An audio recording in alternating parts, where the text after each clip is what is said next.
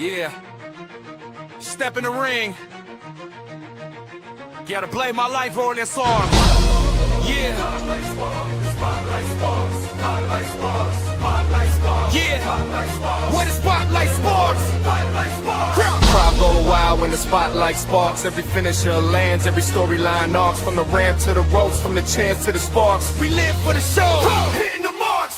Step in the ring, it's a war zone spark. Roman Reigns with the spear, leave a legacy mark. Kenny Omega with the V-trigger, cleaner than art. MJF talk slick, cut promos that scar. Okada with the rainmaker, money flows hard. Seth Rollins curb stomp, burn it down, no guard. John Mox with the paradigm, shit blood in the yard. Jay White with the blade runner, switchblade sharp. Bianca Belair, whip crack, hair snap charge. Will I spray with the hidden blade, aerial barrage. Claudio swinging bodies like a carnival park. Darby Allin directless, paint face dark. Charlotte Flair figure eight. Legacy arc, Hangman Page, buckshot, cowboy spark, ricochet flips insane, gravity disc bar, the young bucks, super kick party, double tap start. From AEW to WROH to NJPW charts, every move, every feud, every pop from the marks. Crowd go wild when the spotlight sparks. Crowd go wild when the spotlight sparks. Every finisher lands, every storyline arcs. From the ramp to the ropes, from the chance to the sparks. We live for the show, hitting the marks. Crowd go wild when the spotlight sparks. Every finisher lands, every storyline arcs. From the ramp to the ropes, from the chance to the sparks. We live for the show, hitting the marks. Crowd go wild when the spotlight sparks. Spotlight sparks, spotlight sparks. Crowd go wild when the spotlight sparks. Spotlight sparks, hitting the marks. I mean media. It is Tuesday, March 17th, 2026. Happy St. Paddy's Day, everyone. You're tuned into the Hitting the Marks Pro Wrestling Podcast, powered by the Hameen Media Group, patreon.com/Hameen Media Group, and of course, presented by the HTM Podcast Network. On this week's show, we're talking AEW Revolution, Randy versus Cody, and the Ruler versus the Beast, and whatever it is that happened at the end of last night's Monday Night Raw. But before we dive in, it's my obligation to remind you this is a podcast by the fans for the fans, bringing you all the news that is news from across the professional wrestling world. Keep up with the show by searching Hitting the Marks on your favorite podcast listening device. My name is Dr. Michael Jargo, PhD, and of course, I am joined by the man, the myth, the legend. He's the real RBV. Rick, welcome back to your show. From the PhD to the R to the B to the V, Richard Bronson Vickery back again, Hitting the Marks Pro Wrestling Podcast.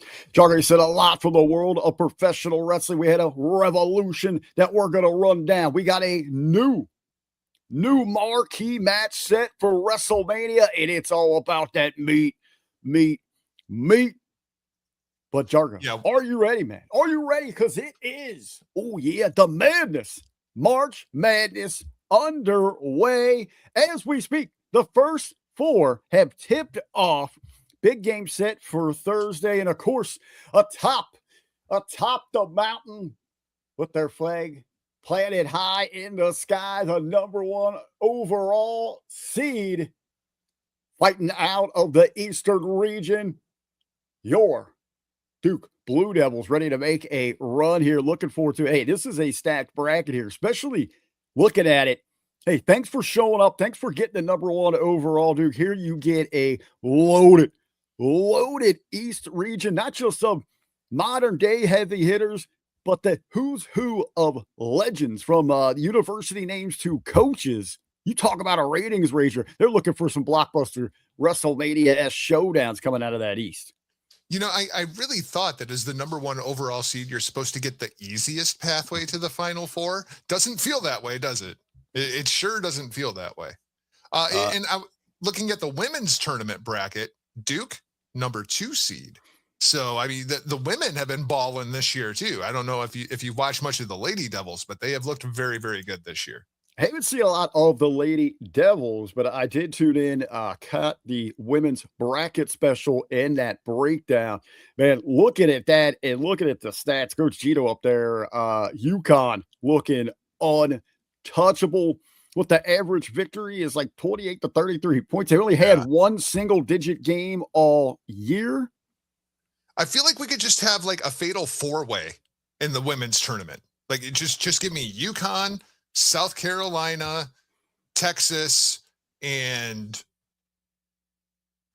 Who's the other one I want to throw in there? No rotating thing. Who's Tennessee's good right this year? They back up there. I see some other ones. They're okay. They're okay. I texted Carly right after the bracket reveal, and I was like, well, the good news is Iowa got a 2 seed. The bad news is South Carolina is the 1 seed in our bracket. There you go. That's for the ladies, everybody. So you don't get confused with it. Yes. Looking at it, as you said, obviously Florida, the number 4 overall. Theirs looks pretty good. Michigan catching a break here with the men's. Their region looking pretty walk through for them. There's a few teams in there that could jump out, but definitely looking at the East, I'm eyeing that second weekend. My heart might be a little torn here, brother. If all things go according to plan, you'd have the 8 seed beating tonight. Ohio State Duke would be a round 2 for me. That's going to be a little bit of a torn heart. Come on. I'm Duke all the way with it. I'm going to hope for a good outing in sportsmanship around. But you look in the rest of St. John's up there with what Coach P is doing. Kansas always bringing it. Louisville with the name. Michigan State in there. UCLA, UConn. UCLA, that's the women's team. I forgot. UCLA, Big Ten represent, right? It's so weird to me. Some of these teams, and it's like, oh yeah, they're in the Big Ten now. I'm still not used to it. Your UCLA, USC, Oregon, Washington. Did I tell you what happened to me while I was out in Washington? Speaking of, I'm walking through the mall, and as I'm walking through the mall, I go past this store, and everything is black, and it has gold eyes on it, and I'm like, why is there a Hawkeye store in Spokane, Washington? Like, I realize Washington's in the Big Ten, but all they have is Iowa stuff. Like, what in the hell? And I go walking in there, and it was all for the University of Idaho. Idaho, Vandals, they are rocking. They got in. So their colors, black and gold with a big yellow eye, and it looked like it was Iowa stuff. I was so confused. So incredibly confused. Oh, the letter I. I thought you were talking about like eyes, like Hawkeye. No, the letter I. Yeah, I know. Like Iowa.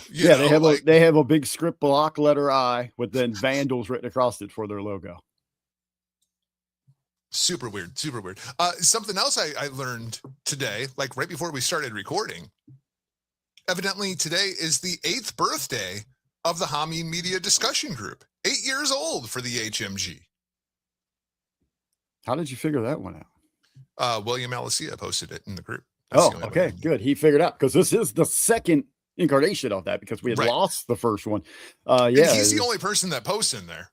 So, I mean, it might as well be the William Alicia discussion. Other people post in there as well, so it could use a little more livelihood. It has seen more vivacious days. So that could be a goal here for WrestleMania season to kick that back in gear. We got some flowing into the chat. Love to have everybody join, especially on a big holiday like today. Hey, we guys been out having a little shenanigans. What up, Dan? For the St. Patrick's Day. Let us know where you're at, what you've been into. Hey, 31 million pints of Guinness are going to be drank today around the world. Oh my God.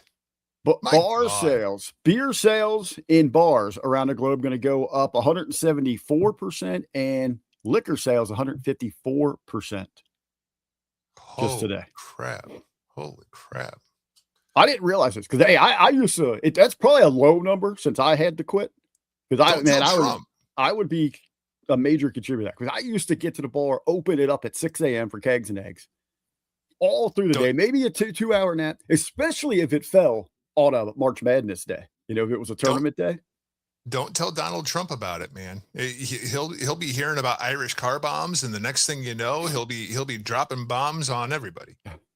We did one time. We had a beer rep who refused to put Irish car bombs on the posters because it was insensitive to his heritage. Oh my God. Come on. Yeah. Just get over it.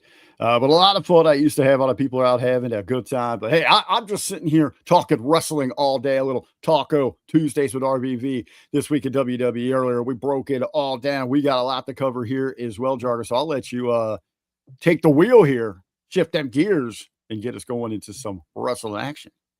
Well, I mean, of course, first things first. When the crowd noise fades and the spotlight grows, there's a voice in the silence that everybody knows. Settle is the monologue where the truth gets told. There's a funny thing about results. Results get all the applause. They're the screenshot, the headline, the stat line at the end of the night. Results are the part people point to when they want to prove something. But the truth is, results are the least interesting part of any story. They're the period at the end of the sentence that took a lifetime to write. Process, that's where the real story lives. Process is the early morning when nobody's watching. It's the repetition that feels invisible, the choices that don't trend, the discipline that doesn't get the highlight reel. Process is the part that you can't fake, you can't shortcut, and you can't outsource. It's the part that reveals who you are when the scoreboard is not keeping track. But here's the twist. Results lie. They can be lucky, they can be misleading, they can be the product of timing, of circumstance, or someone else dropping the ball. But process, good process, never lies. It's honest, it's consistent, it's the one thing that you can control when everything else feels like it's in chaos. Whether it's wrestling, whether it's sports, whether it's life, people obsess over the finish. Who went over, who held the belt, who got the push. But the performers, are the ones that last, the ones that build legacies instead of just moments. They're the ones that fall in love with the process. They understand that the result is just the receipt. The process is the craft. And the wild part of it is when you commit to the process, the results eventually take care of themselves. Maybe not on your timeline, maybe not in the way that you had imagined it, but they come because process builds habits. Habits build identity. Identity shapes outcomes, and outcomes become your legacy. So when you're standing at the crossroads, frustrated, impatient, wondering why the payoff hasn't shown up yet, remember this. The result is the echo. The process is the voice. And the echo can't exist without the sound that created it. Keep showing up, keep refining, keep choosing work over the applause. Because the people that chase results burn out. But the people who chase the process can build something that lasts. Rick, we're seeing it all over the pro wrestling world. And of course, I wrote that because of Randy Orton and Cody Rhodes. We're going to talk about Randy and Cody and the process they're going through to get to their WrestleMania main event. But especially with the bracketology, with everything going on inside of AEW coming out of Revolution, with everything going on inside of WWE, on the road to WrestleMania, we have to trust in the process. It's not about who wins at Mania. It's the story that they tell us as we get there. Yeah, it was, it kind of lies inside with, it's not about that destination. It is the journey. For doing these podcasts, I know we talked a couple weeks ago about, pulling that curtain back about how we prepare for shows like this. It isn't the 90 minutes that we sit down together with the live stream and the great live chat and all that and run through our run sheet. It is the process of countless hours and conversations of prepping so that we know each other's mindsets. We know the direction that we want to go through. The amount of time you and I each watch each show that we talk about multiple times so we can look at it from different angles and perspectives. Studying those that have been there, sitting under the learning tree, the Ben Hamins, the Strangler Steves, the Beast, the Vet, all of those that we have had tremendous access to, Stevie, over those years. And not just listening, but processing all of that. Again, not the destination. It is the journey. How you got there, the hard work, the savings, the planning, or the adventure of the road trip and those memories for that connection to when you get there. The most important inside of professional wrestling.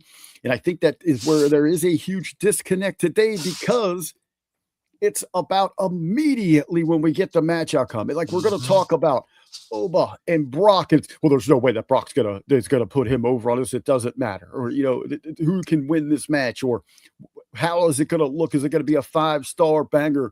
All that is nonsense right now. Right now, it is about the start of building that connection in a storyline that touches the viewers, the consumer's soul. That's where we need to be.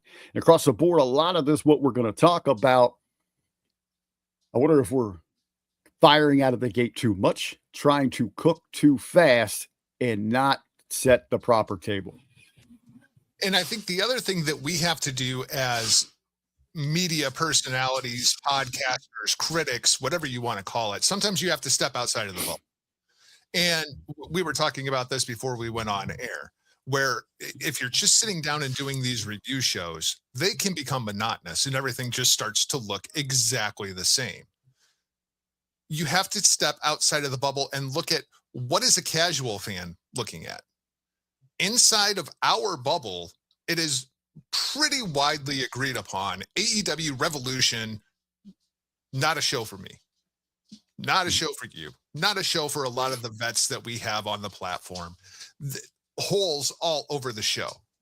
And yet, when I go over to prowrestling.net and Jason Powell, he puts up a poll after the show. And granted, it's a small sample size because it's for his subscribers, but he ranks it, A through F.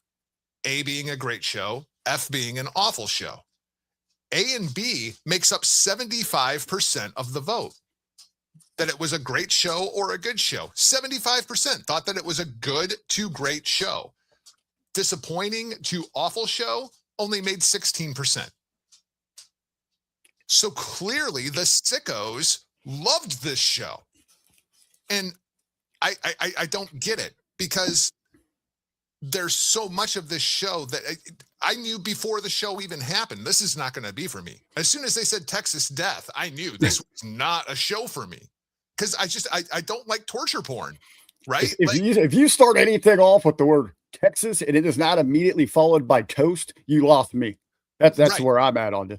But to speak to the poll itself, and here's another example of that though, because this is one of those old takes going back to the original run of Hitting the Mark Burroughs podcast, where I would talk about having that take and being able to back it up. Let's have a conversation about it. So simply with those letter grades, it's always been my issue with the star ratings.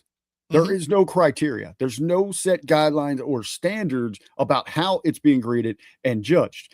Now, I would love to sit down with a few of those individuals that graded it an A or a B and pick their brain, have that conversation. What exactly that went down this past Sunday at Revolution made it so favorable in their eyes? On the flip of that, right, for that small percentage that voted it is an F, 16%.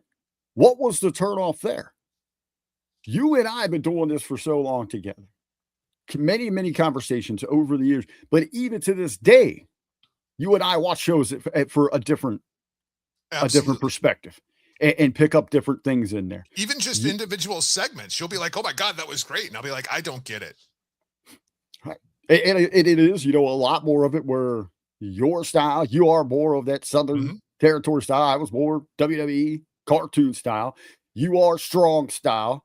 I'm more of the Western storytelling character in that. And I watch a lot more for not necessarily a business side of it, because you look at those numbers as well, and you're looking at TV numbers, things like that. But from the media side that I've heavily driven to each time, everything is something we're doing going to affect our sponsorship, our network deals. And that's one of my first things. And a lot of what I see with AEW, especially with their pay-per-views, it's almost, no pun intended, cringe worthy on some of it, because I'm trying to put myself in those people's shoes that have to handle that. Now, there's other individuals that might have been grading that is that A to B. They don't care anything about that. All they want to do is live inside their bubble and watch the most absurd, extreme violence that is possible. And a lot of those individuals, I'm sure, would say, well, it's always the comparison. Well, if Johnny's running, but little Sally was running too, they'll bring up about what ECW was. Well, you guys used to praise this and put it that ECW was so different than anything today. It was a commentary on society. But outside of that, we all also have to agree that ECW was never meant for mainstream. It was never meant or going to survive on a large distribution platform.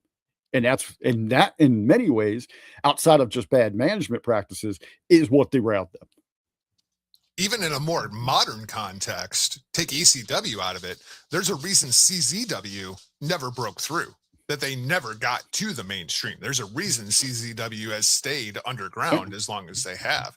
And it's not my flavor. It's not my cup of tea. It's a lot of reasons with Combat Zone Wrestling is they never really got what ECW was. As I said, it was a commentary on society. It had deep, rich characters that connected with what was happening on society. They were at the cutting edge of society, the trends, all of that, if it be from the rap to the grunge to the politics, all that. ECW knew how to sample that and let us live vicariously through it. And it wasn't all extreme hardcore. They had tremendous different styles and representation across the board. That all seems to get lost all these years later. That's unfortunate. And that's what people think that legacy is, and that's all that was. That's not true. But again, even Paul Heyman realizes, talked about this, ECW was going to have to evolve majorly to ever survive in a bigger sea with the bigger sharks like that. Yep, absolutely. Absolutely. And I think one of the biggest differences between the two products right now, we were commenting on Elimination Chamber coming out of Chamber that there was like 119 minutes worth of wrestling or something like that inside of a 3-hour period. AEW goes to the extreme the other way. 5.5 hours? 5.5 hours? Who's got 5.5 hours to sit and watch wrestling? Well, okay, I do, but who, like, legitimately on a Sunday night when you got to get up and go to work on Monday morning has time for a 5.5 hour show? Just, it was too much. And now Dynamite's going to be thin. Collision is going to be thin. You could have taken half of these matches and put them on Dynamite or Collision and actually, maybe drew some TV ratings instead of just blowing everything in a 5.5 hour show. That's just, it's way too much. I like that 2.5 to 3 hour kind of pay-per-view. 5.5 hours, you're talking almost double. That's the sweet spot. You go, and I think on a large scale there, who absolutely nailed it, and I'll give tons of credit on this one, Triple H and his NXT run. 5 to 6 match. It doesn't even, you could, I don't, if you want to do 13 matches, if you want to do 2 matches, the key element, the deciding factor in the success there is the time of the show and your formatting. 2 to 2.5 hours in and out, cut the fluff.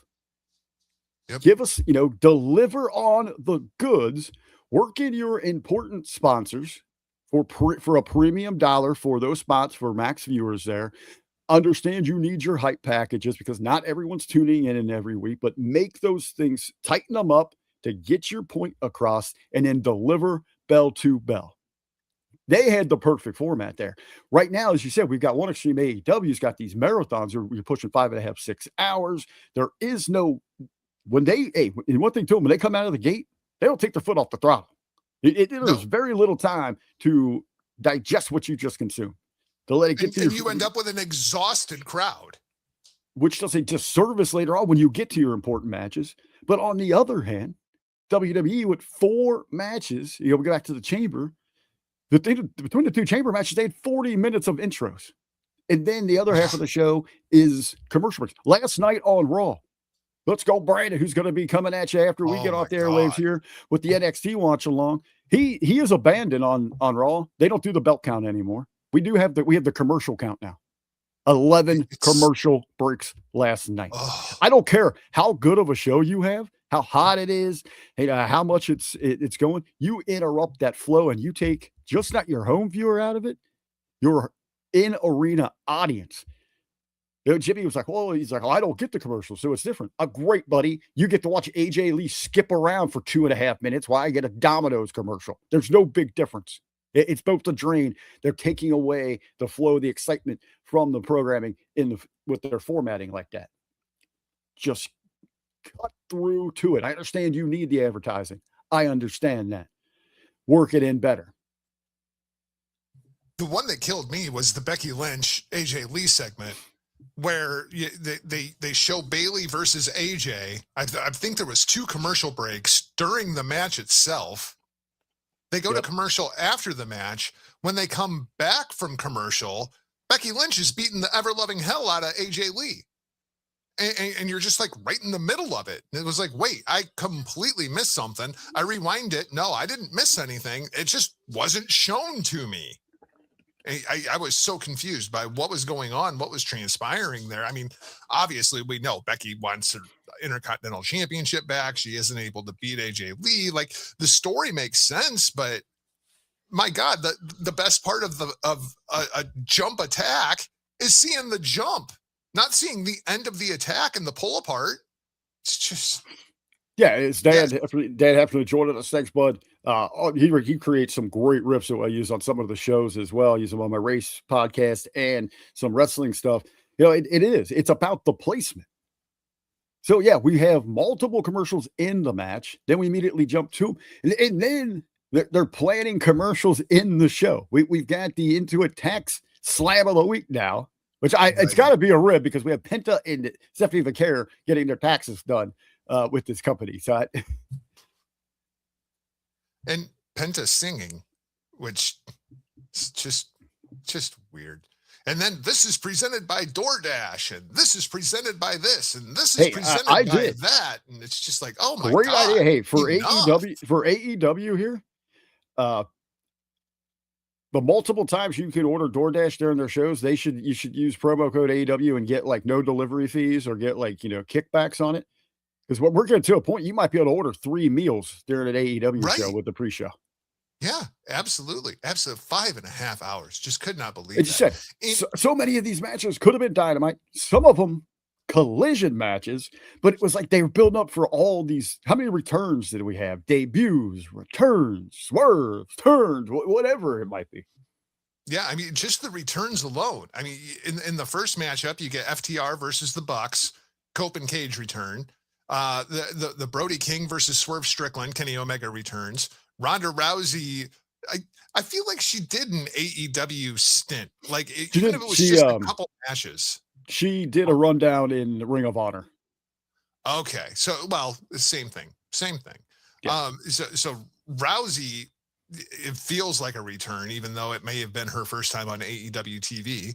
And then we have Mystico making his return to AEW. And it's just like, my God, how many returns do you need on one freaking show? My God, just, I don't get it. I just don't get it. Did you mention Ospreay as well in there? I mean, we've got. Oh yeah, Ospreay. Ospreay's back too. Yeah, he and evidently we had to regrow Will Ospreay in a chemical lab, which was very, very strange.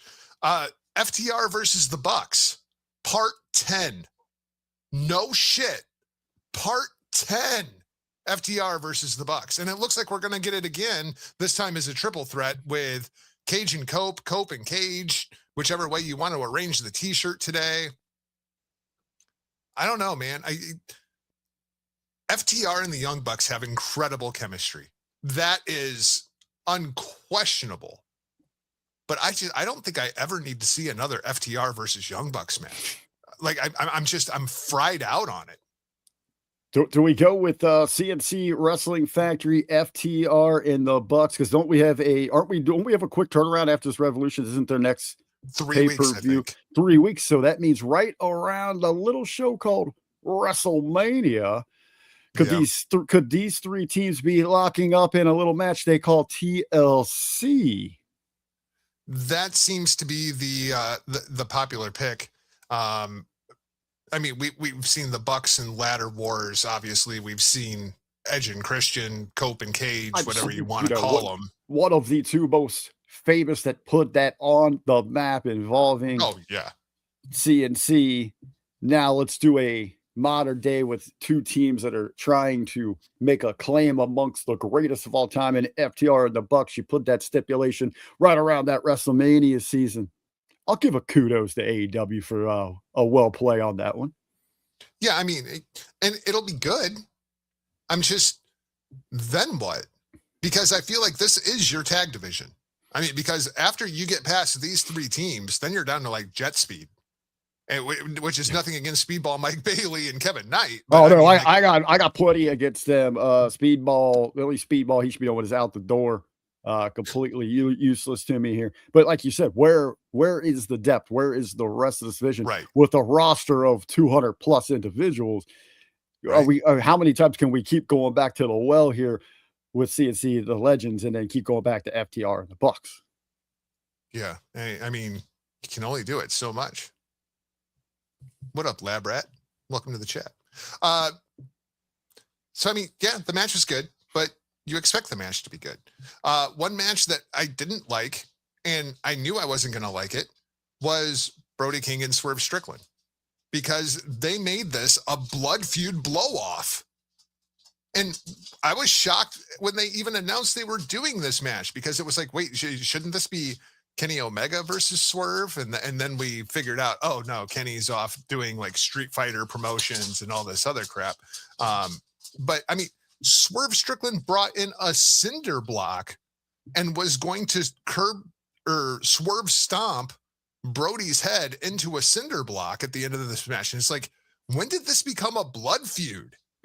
Like violence for the sake of violence, with no reason to rhyme or reason, no time to get invested into this thing. Which is fine, except you're doing violence for the sake of violence in the main event.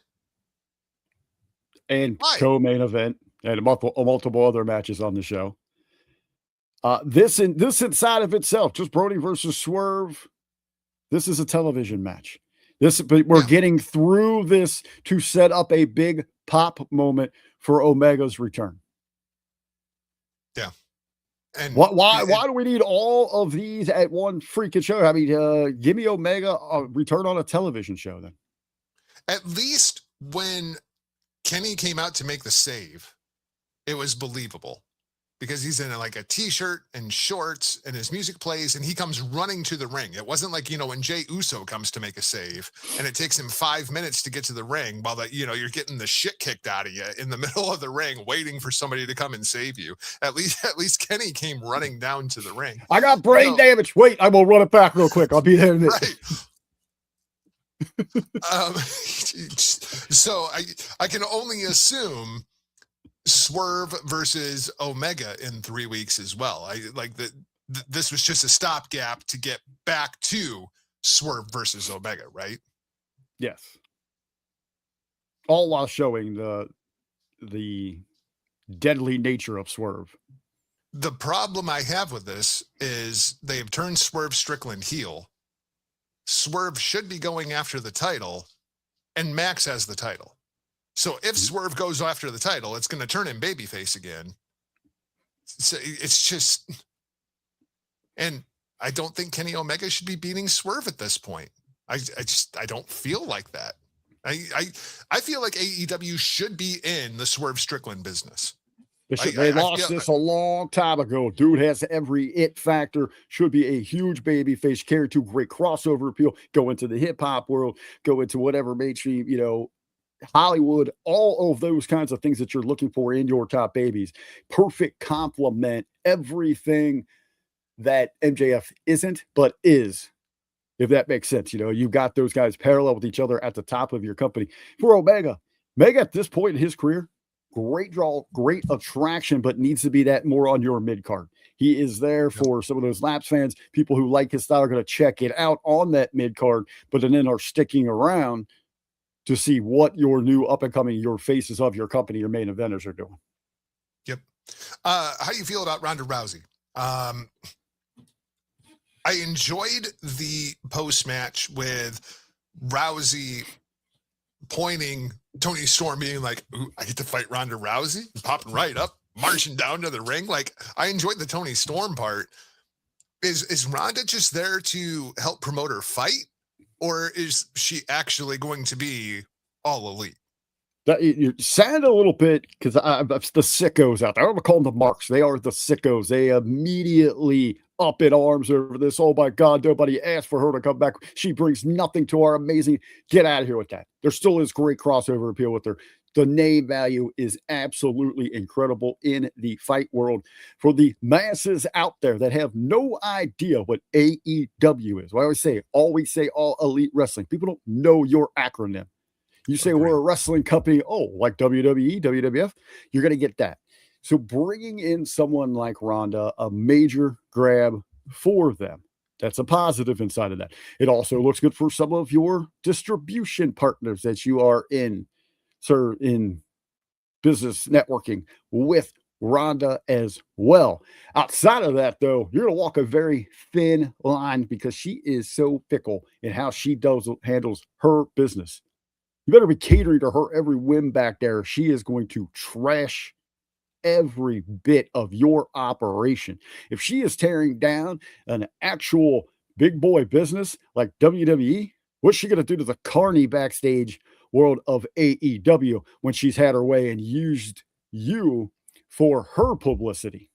AEW needs to be very smart. I don't think it's a bad move, but you better be very smart in how you're handling it and make sure that you're catering to her to make sure that she leaves in your best interest there.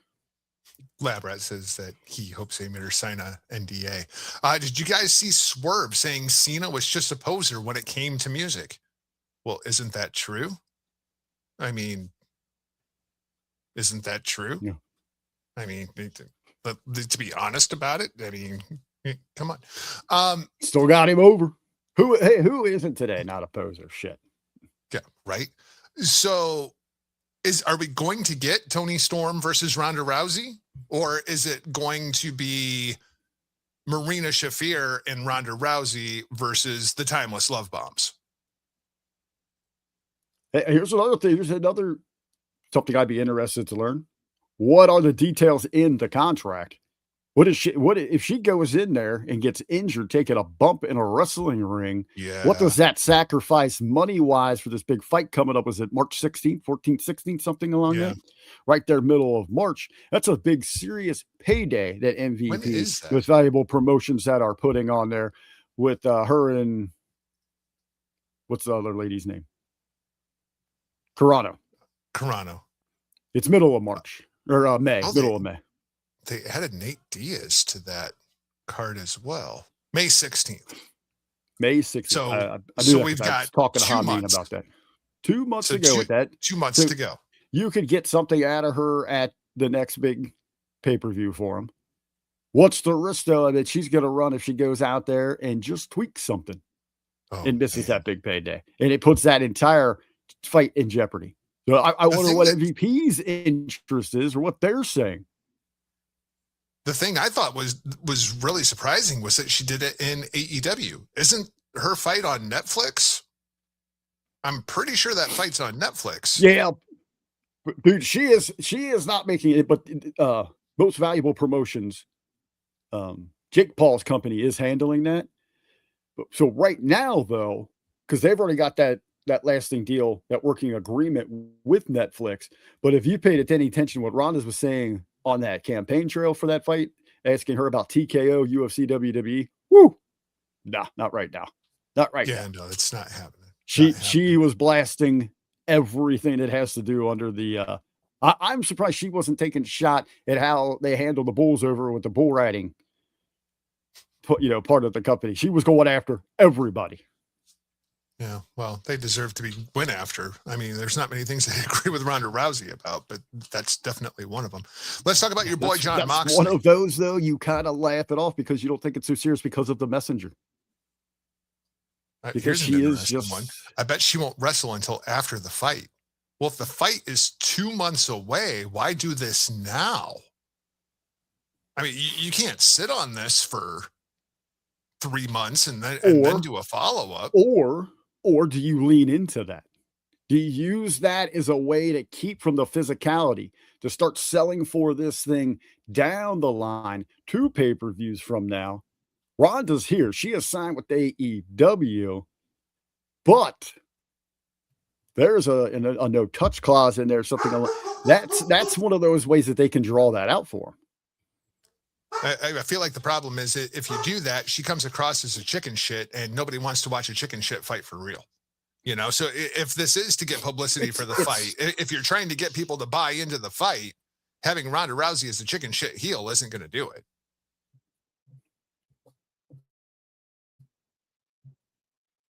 No, you don't show a chicken shit. You come out and address it. Ronda would love to get in there and start hurting people right away.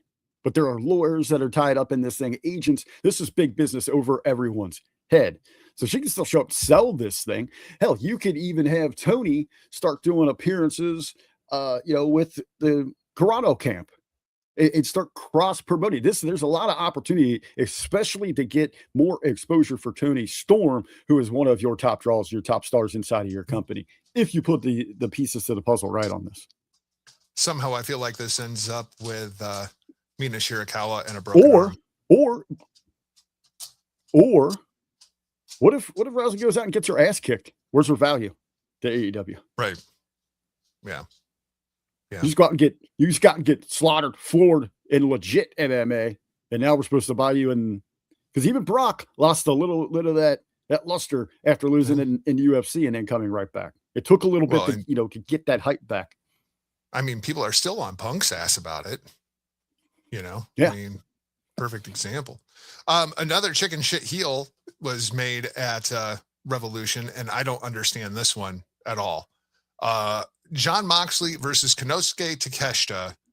Mox has been on this slow burn babyface turn, even though he's the leader of a heel faction for what seems like weeks. At the end of the Takeshita match, he offers his hand to Takeshita. Takeshita leaves, then comes back and shakes his hand, thus symbolizing the Takeshita turn, even though he's still affiliated with Don Callis. Ospreay gets awoken from his liquid IV chamber, lets out a scream, shows up on the screen, and Moxley takes a powder and runs away from Will Ospreay like a chicken shit heel.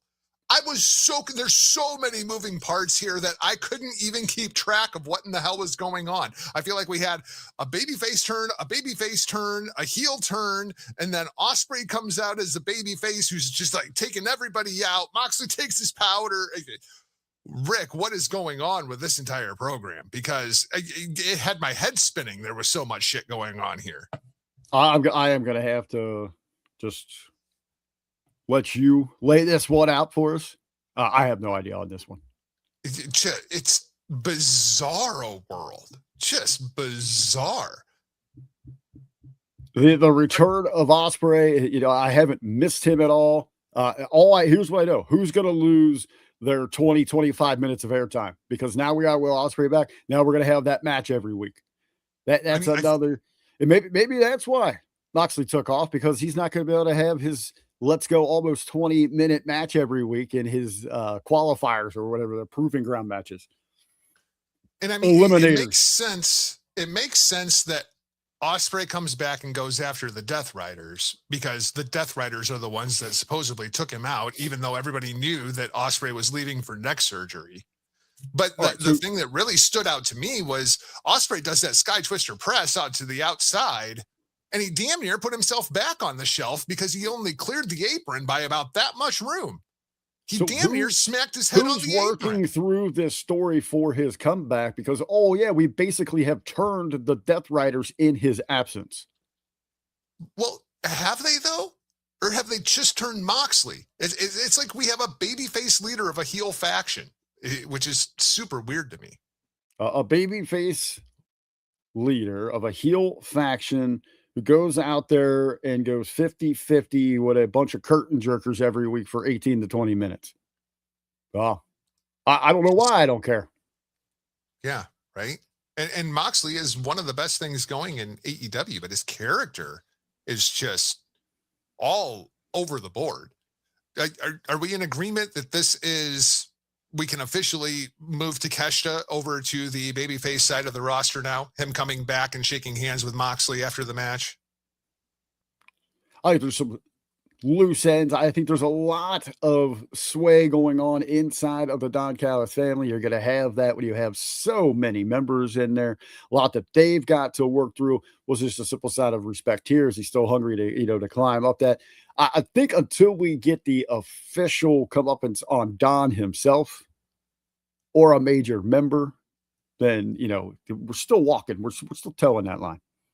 So I feel like as we're going forward here, I assume at All In which is in Wembley, that's going to be Ospreay versus Max. So we've got to get this Death Riders thing out of the way, right? Yeah, I mean, I guess at least the positive, they're trying to tie up the loose end. Makes sense of, why, he does have the reason to come back for it. So. Mystico. This to me was one of the most interesting things on the show. Mystico is all elite. Mystical Jet Speed win the trios titles, which does that really matter? Does anybody care that they're playing hot potato with the trios titles? To me, the interesting part here is Mystico signing with All Elite Wrestling. because it was rumored that WWE was after Mystico. They were looking at bringing back Sin Cara, mostly for AAA. So now you start getting into the political implications and ramifications here. Mystico is the biggest star in CMLL.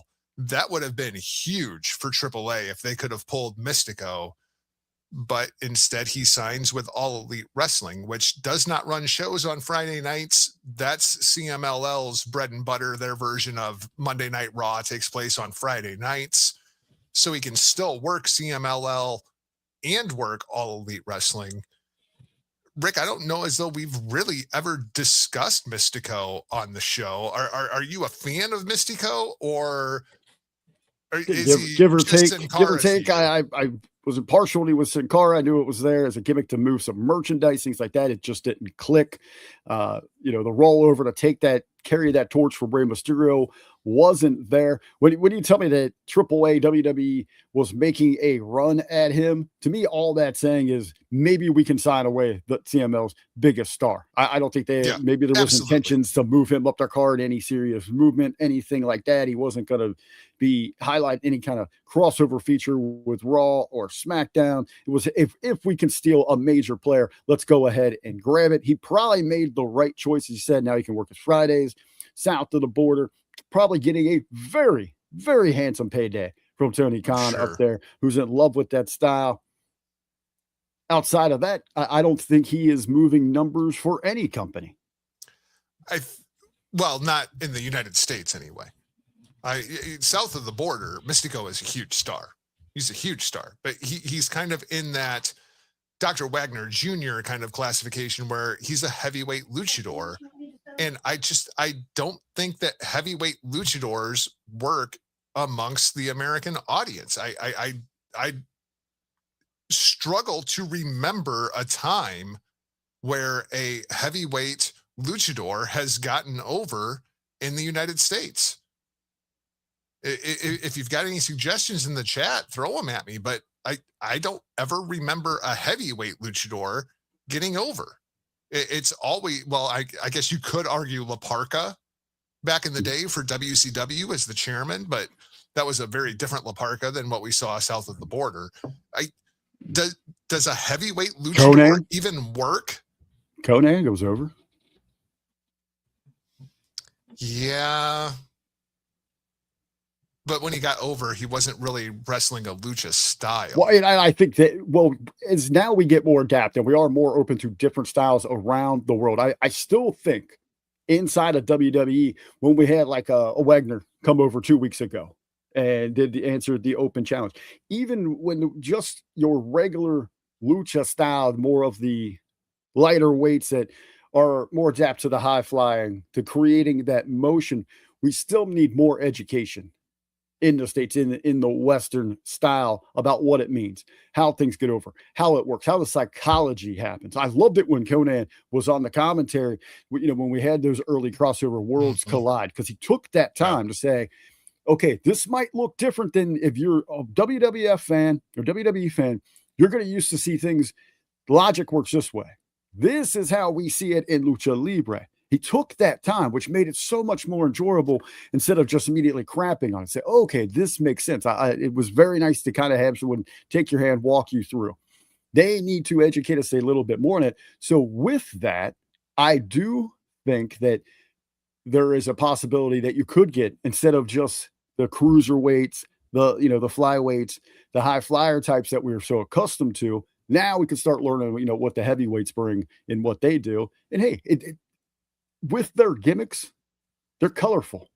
They're larger than life. They're a lot of fun to get behind. And you could do that across the board with some different heavyweights. You just got to educate your audience on it. I mean, I think the closest comparison would be Penta at this point. I don't really consider Penta to be a heavyweight. He could easily transition up to that. He's cutting great promos. He seems to genuinely believe, and there's a great deal of passion right now in when Penta speaks to that audience, and that translates. That's connecting with people. And hell, How Penta already in a couple of weeks going out there cutting promos is better than 60% of the roster whose native language is English. How the hell is that getting, or how the hell is that working? Penta's doing a great job when it comes to that. His match last night with Dragon Lee, I got some holes that I picked apart in this week in WWE on it. But if you just pull everything, just get down to the basics, if that is your style, if you like that high flying, high impact, big spots, get after it, full throttle, they absolutely deliver. I can pick the decision, the match apart itself, but at its very bare bones, tremendous job there by both of them. Penta is breathing a much needed positive energy into the mid card with that IC title in WWE. See, and the interesting thing there, even though it's much more my style than it is yours, I didn't like that match. I feel like styles make fights, and I feel like those two guys work the same style. Like, I thought it was clunky. It didn't seem like they had any kind of in-ring chemistry together. Like, it just didn't do much of anything for me. My whole issues with it is, why the hell is Dragon Lee there? I know he's been working his ass off, but last time I saw him, he was destroyed. He was shattered, beaten, broken, and now he's back before Gunther. That's my issue with it. Yeah. Well, I think they're trying to keep Gunther off of TV right now because Rey Mysterio is hurt. And I think that's the plan, was to do Mysterio Gunther, and without Rey. They're trying to get him out of the injury protocol. I don't know if it's concussion or whatever thing there. They're expecting possibly next week. Laid it out today. I had actually a pretty good damn layout how it should have worked on This Week in WWE. You can get that over at patreon.com/Hameen Media Group. How you could have used Dragon Lee in an eventual return and further punishment by Gunther to trigger Rey Mysterio to come out and say, hey, man, someone's going to put a stop to this. And if there's anyone that knows how to put down a giant, it's Rey Mysterio. Let's do it at WrestleMania. I expected Gunther to show up and ruin that match last night. That's what I expected. I would have been Be fine like, oh, with hell that. no, Dragon Lee's on my hell? TV? The hell with this. I'm going out there. I'm going to beat this dude down again. You know? I wouldn't even let him get to the ring the way I had it laid out. But for what it was, mad watching that match. It was, oh my God. Okay, see, that's how the difference how we look at the matches. Well, it doesn't help when you have, like, a Styles Clash kick out at 2. Made in Japan kick out at 2. Like, it was there for a while. They were just spamming finishers, other people's finishers, and it was just a Destino kick out at 2. Sometimes on this stuff like that, with a match like that, that stuff just kind of starts ping, ping, ping, ping off of me. And I'm looking at other things. I want to know where the real Dragon Lee is, because that is clearly Tetsuya Naito in the Dragon Lee mask. Because, I mean, I have not seen anybody steal a moveset like that since CM Punk did it to Kenta. I mean, because he just straight up stole Tetsuya Naito's entire moveset, all the way down to Destino. And then they don't even call it Destino. They call it Operation Dragon. Oh my God, you're going to get me going on a tangent here. I am not going to waste 15 minutes just going off about Dragon Lee's moveset. So MJF and Hangman Page, obviously Max goes over. Hangman no longer can challenge for the All Elite Wrestling World Heavyweight Championship. Where do they go from here, Rick? I feel like Max, whatever happens in the interim, be it Swerve, be it Omega, be it Brody King, any of the countless challengers, this is all going to lead for him to Ospreay at Wembley Stadium. Where does Hangman Page go from here? Hangman, now you begin from scratch. This is where we talked about last week, where you rise above a need for a championship. This is a true hero's journey, a quest. Where can he find new reason, new purpose, and direction in life? I hope they have got their absolute best storytelling shoes on, because they're absolutely going to need it here for him. And it's just not as simple as, well, they've got 20 other belts he can focus on. No, it is about that top one, knowing that he'll never be able to get back to that. So his journey, his self-centering begins now. If you don't mind, outside of the storyline thing here, this is one of those when I am watching from a marketing media set of mind, looking at this thing, and I look at what happened this week in professional wrestling, a big story coming out of Louisville, Kentucky, Ohio Valley Wrestling, where we almost had a referee pass away. And I'm not going to chastise, I'm not going to demand for OVW to shut down, run them through the ringer. That's been enough. There was a huge mistake made all the way across the board. They dropped the ball. They have got to get better going forward, especially with those letters, OVW, what that means, the legacy, and to stand out in independent wrestling as the do you intentionally go and look a piece of a needle inside of this thing? You look across our country, across the world, these epidemics, these, with people using needles, disease being, and you're stabbing somebody in the face, this shit. What are your sponsors, your business system types looking at here? Now, oh, it's pay-per-view. This is what wrestling is. Get that the hell out of here. Any distribution platform gets word of this thing, they should be running your ass through the ringer. This is a time to put wrestling at best foot forward, and you are booking complete trash, pure trash. So this, the finish of this, what's going forward with this is far second to me, third, fourth, fifth, than anything else than how they represented professional wrestling here this weekend. Yeah, I'm with you. Like I said earlier, I don't like torture porn. And that, to me, that's what this is. It's torture porn. And it's just violence for the sake of violence. Unlike Randy Orton and Cody Rhodes, which we saw Friday night on SmackDown with Randy just going ballistic on Cody, there was a point to that violence. There was a methodology. There was a roadmap as to what they were trying to do, not just violence for the sake of violence. And I feel like I watched this segment again, and it all makes sense to me now, Rick. It all makes sense to me now. Cody Rhodes asked for it. He absolutely asked for it. He said, I know once that bell rings, we're going to get this version of Randy Orton. The only problem was, in Randy's mind, as soon as I signed my name on this piece of paper, you're getting that version of Randy Orton. You asked for it, and Randy gave it to you. That's pretty much how I feel about it. This is all Cody's fault. Because Randy was trying to fight off the voices. He was trying to keep things straight. It wasn't supposed to be this hard. It wasn't supposed to be you. It was supposed to be Drew McIntyre. And Cody's like, no, I will relieve you of your guilt. Because I know this is the Randy Orton I'm going to get. Once that bell rings, I'm going to get the Legend Killer. I'm going to get the Viper. I'm going to get the 3 most dangerous letters in all of professional wrestling. The only thing was, he was almost right, but in Randy's mind, because if you watch it, the way that it worked, Randy signs his name on the contract and then attacked Cody. He didn't attack Cody and then sign the contract in his blood. It was, both of our names are on this contract. It's on now. Randy flipped that switch immediately. I can get behind that. Pro Wrestling Podcast.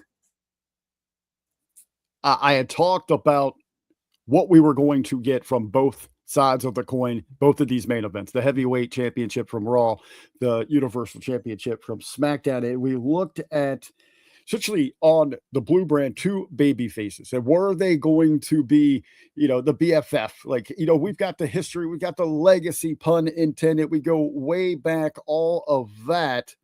We needed something to fire up this feud. And I will admit they absolutely did that. They tried to define that line.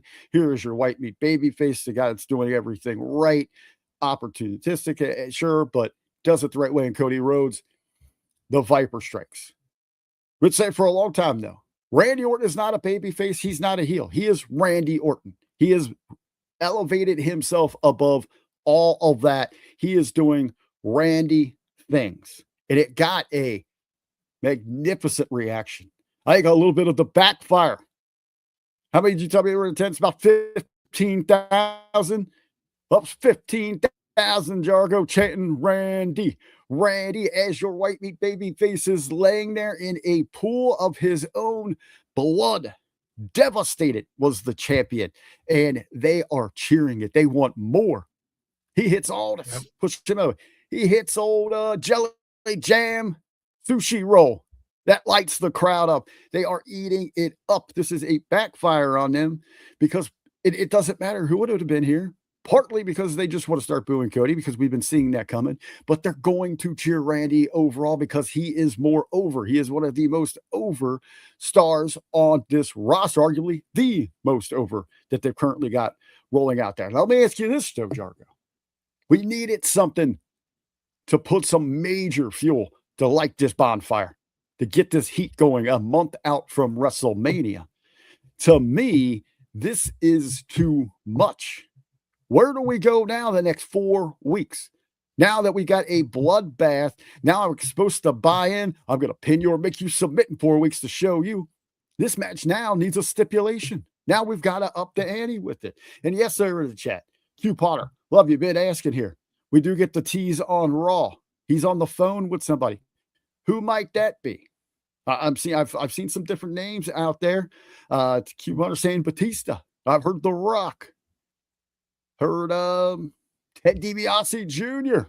Maybe he's trying to get some of that Louisiana money. Try to get him, see if TKO can help get him out of jail. I'm thinking maybe Bob Orton.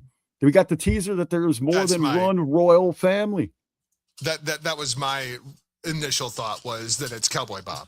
And so we're asking, where do we go? I would love to see Bob show up this Friday and talk about, to pull back the curtain, be like, you know what, Cody, your dad was a piece of shit just like you. Always around management to get his way. Mm-hmm. Always holding people down. And you know what, Cody? Your dad knew that my DNA was so much better, and it's proven it in my son, 15-time champion. You had to leave this company and run with your tail between your legs. Is this where it did? Is this where they recycle the Hell in the Cell? That was supposed to be for Drew. Yeah. I hope they don't do that. I really hope they don't do that. At this point, though, when you come out of the gate with a bloodbath and a vicious attack like that, you immediately have booked yourself into a corner. We can't just have a wrestling match now. Oh, I bet you that's what they do. I think SJ Fantastic absolutely nailed it. I think this is heading towards Hell in a Cell. So when you slap a gimmick on it now, Hell in the Cell, I think you're exactly right there. Fantastic observation. Now we look at the other side of the coin where they are handling the booking and the build of Punk and Roman. 180, completely different, where it's slow, work on the mic, verbal jabs. I like the end of Raw, the very end. I didn't like any of the copy in the exchange. Who the hell is writing that? That's not how people talk or go at each other. But I did like it was that breaking point where just the jab, just the shot, and nothing else. Yeah, we're on this road with Punk and Roman, and I called it during that first promo that was the best it was going to be. And then how are we going to sustain that for 8 weeks? It's rough. I'm not sure that Randy and Cody is not the hotter program going into WrestleMania. And I'm not sure that either one of these programs is going to be hot going into WrestleMania. We're still a month away. And a lot of the cards still developing. Mm-hmm. You look at the reaction online from that open last night. Mm-hmm. I think the hottest match might be that no bread, no water, just meat. Oba Femi answers the challenge of Brock Lesnar. Yeah, I kind of wanted to save that for the main event, and here we are, Ruler versus Beast. I'm pumped for this. I am pumped for this. The only thing that gave me a little bit of pause, number one, you get more of the Seth Rollins nonsense with the dancing masked men and whatever. I even liked Seth's Black Scorpion Society. I liked the FA F5. I did like that. And then Lesnar gets out there, destroys like 12 guys, gets in the ring, goes face to face with Seth Rollins. The crowd freaks out, which really surprised me. We're getting holy shit chants for Seth Rollins and Brock Lesnar. Really? Like we've never seen Seth Rollins and Brock Lesnar in the same place at the same time I before? think they knew what was. I think they knew what was about to happen to the Foot Clan. And then you end up with we talk a lot about the music, right? And you know, you've got that like 5 to 7 seconds. They gave Obafemi that music. As soon as those drums hit and the lights go out, I shot. I was actually sitting over there, shot out of my chair. The dogs, they hear it. They ready. They walking. They ready. I shot out of my chair, ran over here to the studio so I could hop on the live watch along just so I could voice what I was feeling with Vet and Brandon there. That's that movement. That's what you wanted. And there was still, though, that little bit of doubt in the back of my mind, like they're still going to mess this up. They're still not going to give us the match somehow. Like they're going to mess this up. Well, and then just kind of the way that it's presented. So you finally come face to face, Obafemi and Brock Lesnar. Seth kind of comes out of the corner. Brock turns and makes like one move towards Seth. Seth takes a powder, gets the hell out of there, completely forgotten about. And then Oba just puts down the beast like nothing. I mean, I'm not sure I've ever seen somebody put Brock Lesnar down with one move. I was really trying to remember the last time somebody just manhandled Brock Lesnar like that. Now, that was not all Obafemi. Brock Lesnar got one hell of a jump to get up on his shoulders. I mean, like, Brock did his part. Absolutely did his part to get Obafemi over last night, and it worked. I mean, that place was electric for Oba versus Brock. You got to have that feeling that Brock, hearing that, especially now probably looking at it, might know that even his match right now jumped above our 2 championship bouts that we've been building for on this thing. Jimmy pointed this out today on, Jimmy T pointed this out on This Week in WWE. I didn't pick up on it. He even said afterwards, as Brock's laying there, you can kind of see him mouthing something to Oba, and that's when he puts his foot on him.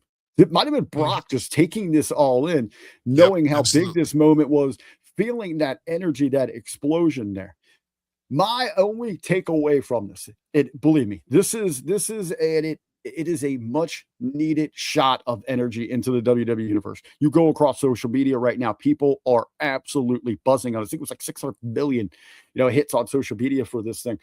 But what now, are we serving too much too early with these guys? We got Brock scheduled on the road. He's going to be with us. So where do we go now with these things? It would have been just as much hype. We would have been just as excited if Oba came out and they just had a nose to nose that we've seen, kind of, we did see some physicality at the Rumble, but you're going to have that in a Rumble match. But to see it of this devastation, to hit the world's head, to have him be able to stand there for a 3 to a 5 count with his foot on the beast. I don't know if we necessarily needed that. A simple nose to nose point, and then as Brock leaves, people are like, well, why would Brock? Because Brock is a prize fighter.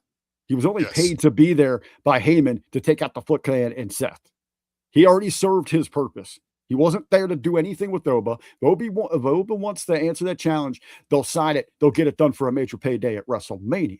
You could have teased that. Now we get the announcement though later in the show. We've got the match. You could have told us Brock's going to be back next week to address this. Will we get the match? So we're just doing too much too fast. It's like they're hitting at like 30, 40% instead of looking at optimizing what we could get for this long run. And that could be a nitpick on it. I'm looking at the long game about how we're going to play this out. What are we going to do with these guys for the next 4 weeks now that we've already seen such a devastating hit here on a battleship from Obafemi? It was the other thing. Like, what Brock do? Just hightail it out of the arena last night? He wasn't pissed about anything? He just left after that segment? Is that what we're led to believe? Well, and even more so, Paul Heyman. Like, Paul Heyman thought he got one up on Seth Rollins there by saying, F5, Brock comes out, and that was it.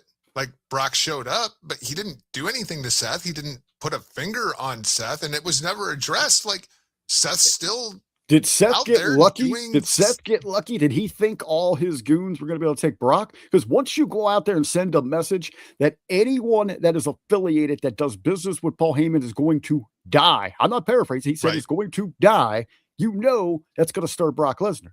And you're not running the risk if Brock's there. You know he's there because they've been advertising him for a month that he's going to be there.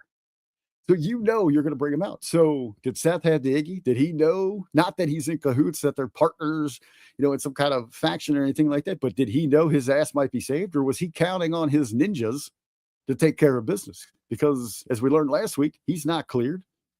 He's risking a lot to be out there, and he was standing there face to face with the Beast, which might have not ended well for Seth. That we all could, it could be one of my favorites of Tim Lutz, Lightning Tim Lutz, the record holder.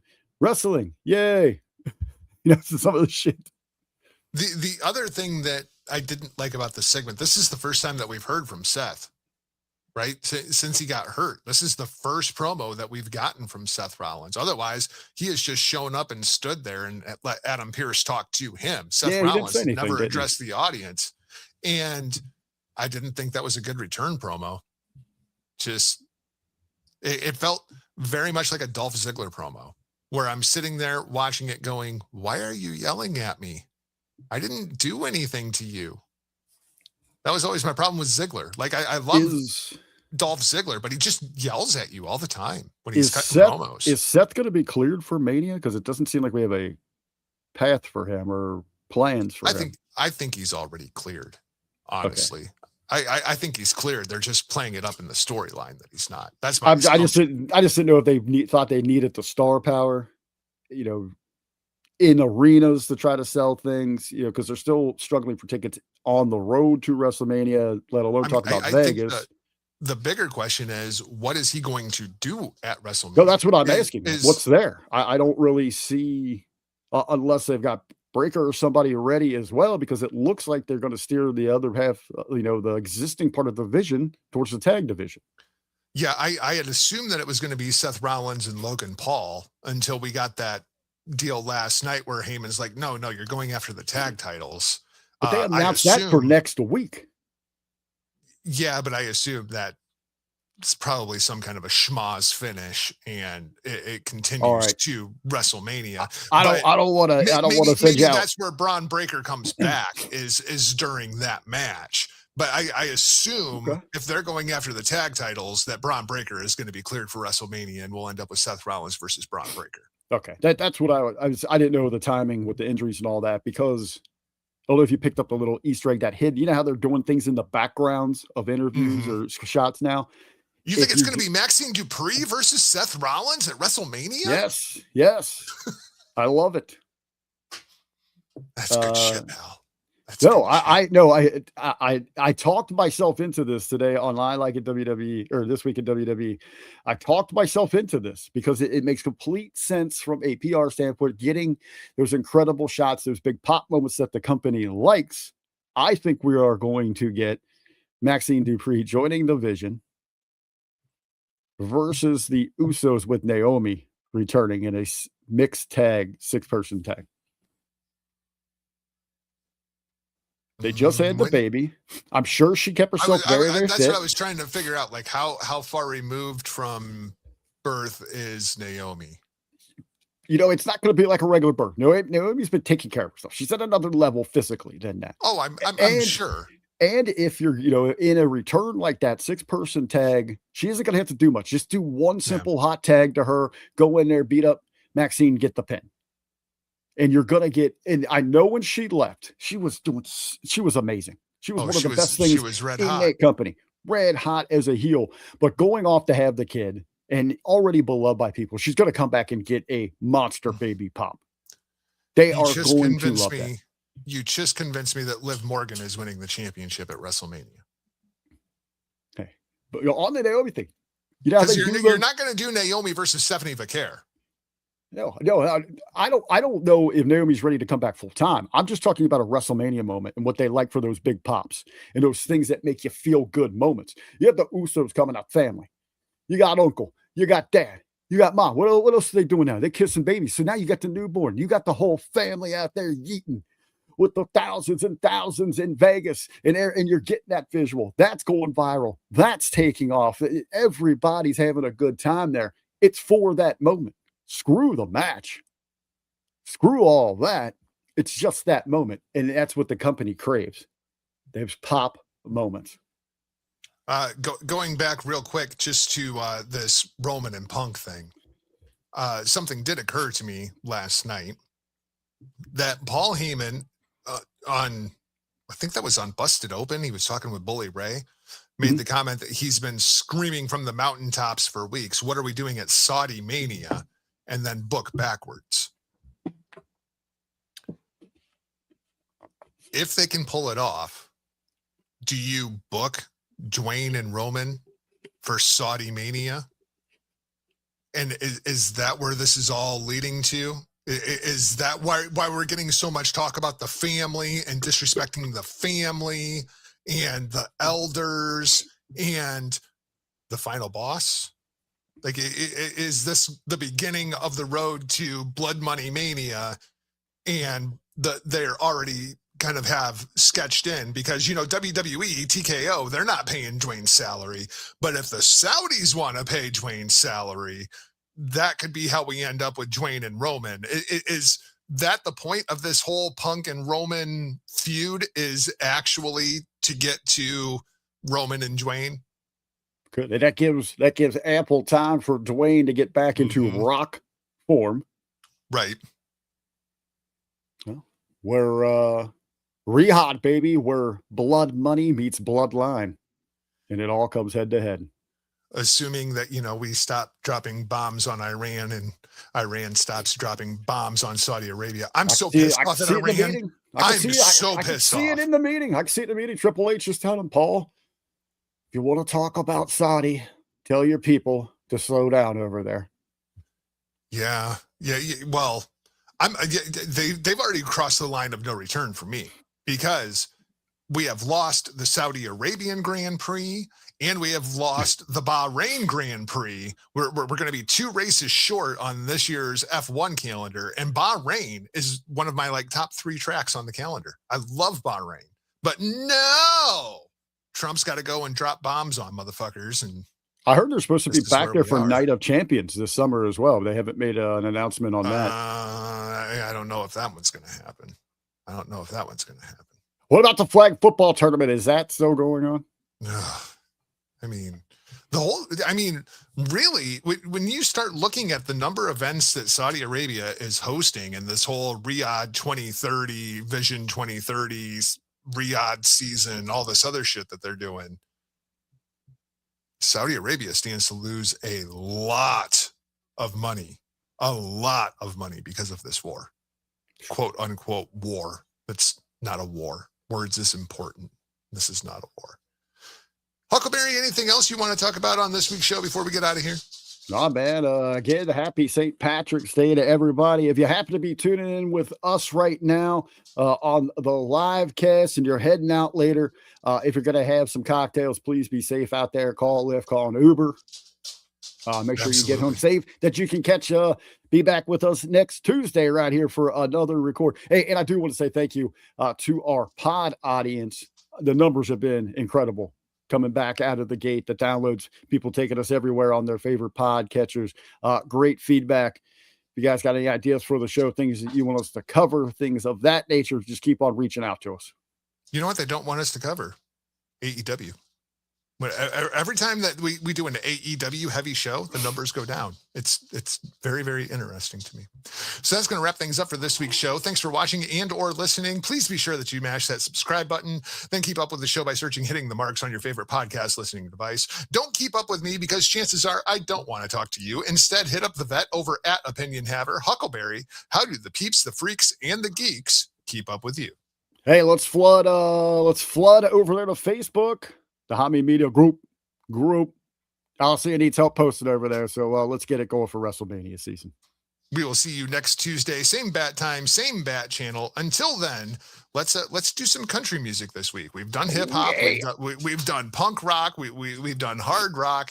Let's do a little bit of country this week. In honor of poor Jelly Roll getting knocked on his ass by Randy Orton. This is Viper Strike by the WXYZs. We will see you next week.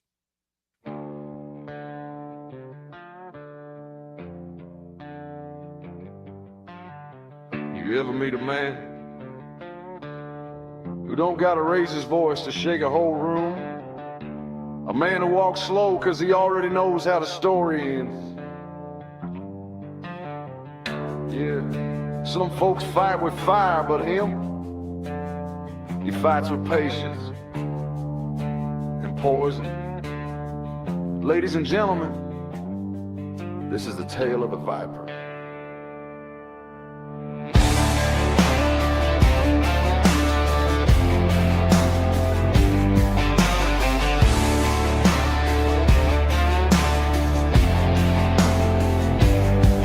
Hit the ramp like a storm rolling in.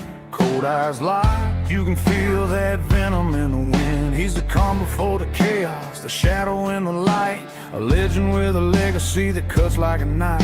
He's walked through fire, he's carried that crown. Seen the highs, felt the lows, but it never stayed down. When the voices start whispering, you know it's time. Somebody's about to fall when he crosses that line. It's that Viper strike, when the lights go low and the crowd ignites. He moves slow, but he hits like a bolt of white. You never see it coming, but it feels so right. Yeah, that Viper strike, cold-blooded in the heat of the fight. He's a calm, he's a storm, he's a long dark night. RKO with the Viper strike.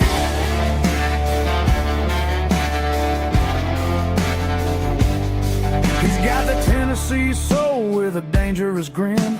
A quiet kind of killer with a taste for the wind. Every feud, every battle, every scar on his skin. Just another chapter in the story he's in. He don't brag, he don't boast, he just waits for the cue. Coiled up in a corner like he already knew. One blink, one breath, one slip, one bite, and your whole damn world fades looking up at the light.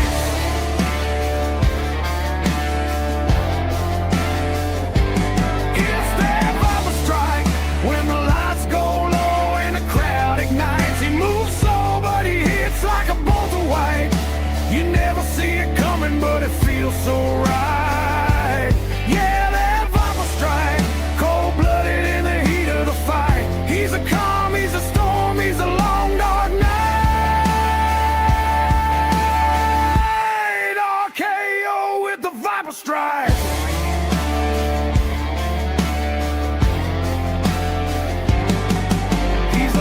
They whisper the danger they fear. The RKO hits and the truth gets clear.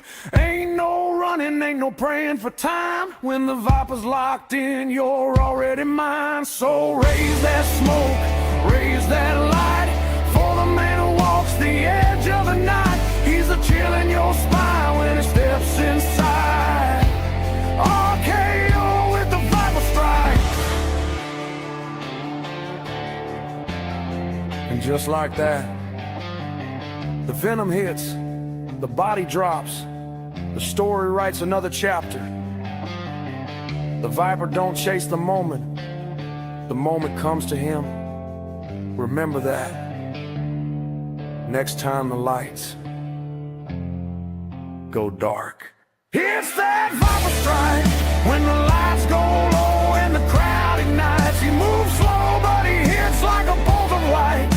You never see it coming, but it feels so right.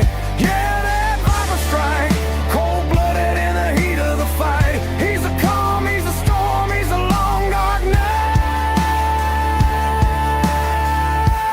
RKO with the Viper strike.